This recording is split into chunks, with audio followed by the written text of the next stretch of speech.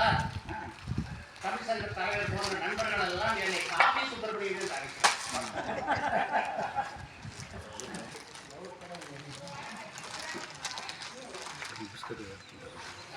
கபிலனுடைய சிந்தனையை ஒரு 5 நிமிடம் சொல்ல வேண்டும் என்று தலைவர் அவர்கள் சொல்லியிருக்கிறார். ஏனென்றால் கபிலனுடைய நினைவு தூணுக்கு நாம் விழா எடுக்கிறோம். பாரதிதாசனுடைய 133 கவிஞர் நாளாக கருதி